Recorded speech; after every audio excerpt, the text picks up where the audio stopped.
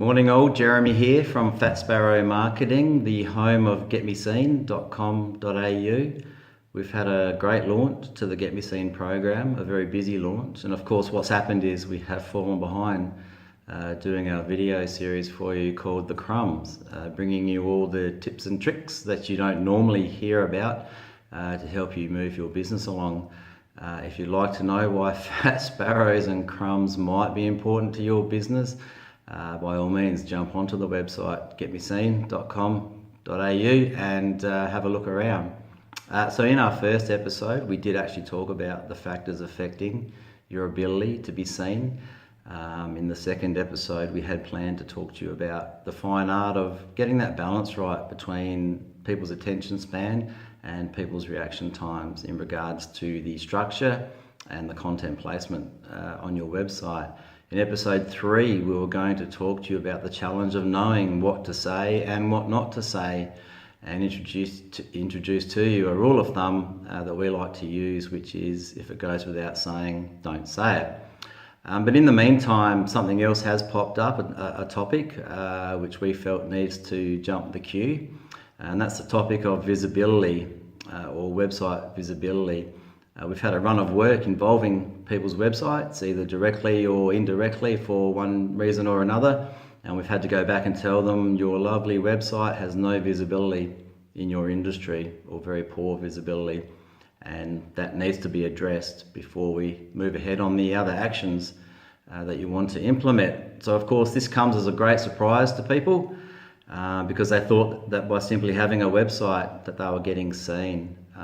We can show them the results, so we've got the tools and the programs to run a visibility audit for them, and we can also compare those results to their competitors in their industry, which also comes as a great surprise for some of them when they see the variation in those results. So look, for many years I guess people have thought my website's done, so the job is done, here come the customers. And that's a very nice thought, but just because you have launched a lovely website doesn't mean you will be seen. But don't beat yourself up. It is a common misconception, and it is tricky to understand why a great looking website would have low visibility.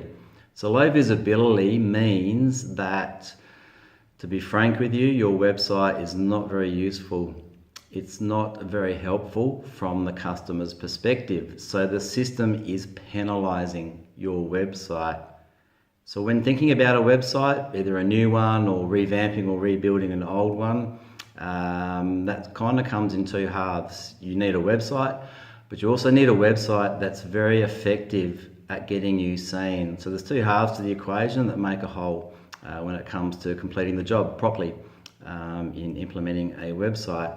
So if you do think you've got some issues around visibility in your industry, or there's some other things happening which, having heard today's video, you think visibility or low visibility might be the cause of it, we highly recommend investigating what's going on, and if you are finding issues or challenges in that area of visibility, fixing them straight away. But why is visibility important? Once again, to be honest with you, how on earth do you expect people to spend money with your business if they simply have no idea that you exist?